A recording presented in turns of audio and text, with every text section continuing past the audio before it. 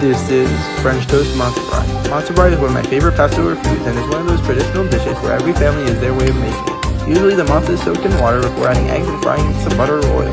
This version is inspired by French toast and is soaked in a milk mixture of maple syrup, eggs, vanilla, and cinnamon. Then it's fried till golden brown in a hot pan, stacked nicely with some fresh fruit, and then sprinkled on top with some powdered sugar. And that's it. It truly is the perfect Passover breakfast.